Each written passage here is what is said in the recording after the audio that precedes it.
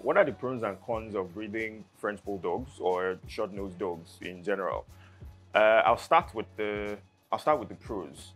First off, size. It's fun to have dogs with this small size because they're easy to carry around. They're easy to have as pets indoors. They do well in apartments. They're low maintenance dogs. As I like to put them or like to call them. They're low maintenance dogs, and they're fun to be with. Very nice around children. You can go to bed and not having to worry that, oh, your dog is going to attack your child or whatever it is. But so, yeah, that's one major pro. Secondly, feeding. When it comes to feeding, they're very economical to feed. You don't really have to stress when it comes to feeding. Giselle that I have here, she only eats once a day, and she's how old? I think she's about a year and a half. She was born and bred in Nigeria here, though her parents were imported. Thirdly, yeah, like I mentioned, they're very easy to maintain. They're low maintenance dogs. So for the cons, which is where I always talk to people about, people who are care to listen, from experience, they're prone to heat. They tend to overheat very quick. Why? Because of the nature of their skull. As we see, they are brachiocephalics, short-nosed dogs. Their nostrils or nasal canal is not as straight as that of other dogs. So they tend to overheat very quickly. When they play, they get carried away. They can easily get carried away playing, and that way they overheat, and which can also lead to heat stroke. So that's one major con and one major problem with this breed. Yes, they are prone to hip dysplasia like every other dog, or well, most dogs. Hip dysplasia, elbow dysplasia. They have issues with their skin if it's not well properly taken care of, and if they're not properly groomed. I always advise that you bathe them once or twice or three times in a month, just to keep them clean and very healthy.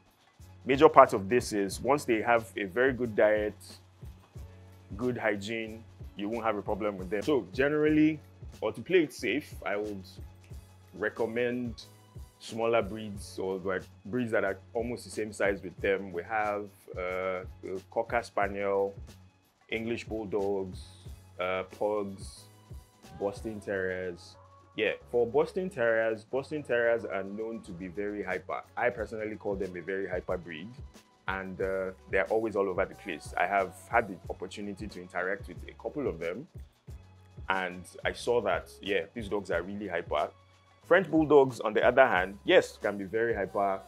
Some of them are very gentle. I have a dog that is very gentle. He's very calm. I think ever since I got him, I've only heard him bark, like 5 to 6 or 7 times since I have gotten him. He's that calm.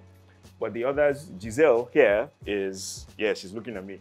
Giselle is the rascal of my kennel. Yeah, she's giving me that side eye right now. She's the rascal of my kennel.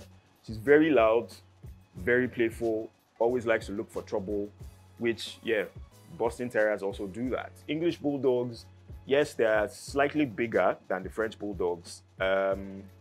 Some of them can be calm. Majority of them are actually calm.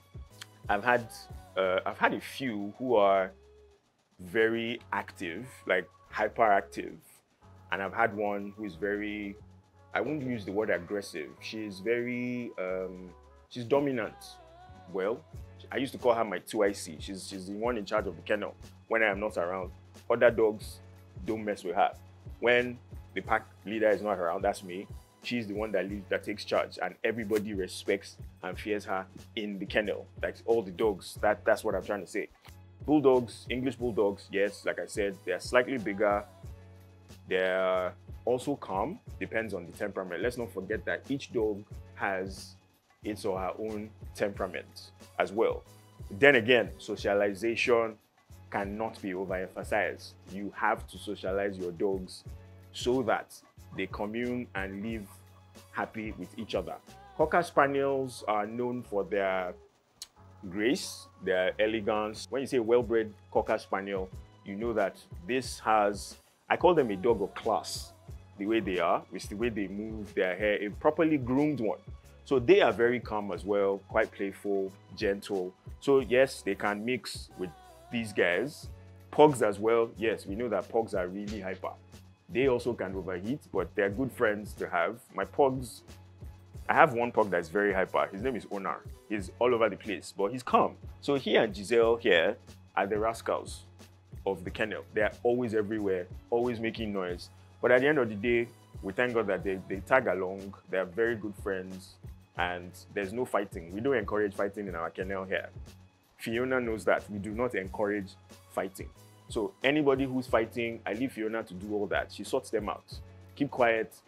And you know these dogs, they talk to themselves sometimes. Best believe they talk to themselves sometimes. So when anybody is fighting, all I need to do is, Fiona, that's all. She knows what to do. She shuts them down and they're quiet. At the end of the day, like I said, everybody lives in harmony and love, and we're all good. We have an understanding with each other. So yeah, those three breeds, the pugs, Holstein Terriers, English Bulldogs, and Cocker Spaniels. I can even add the Shih Tzu as well. They are also small, very playful, great with kids. And yeah, socialization, again, is very important.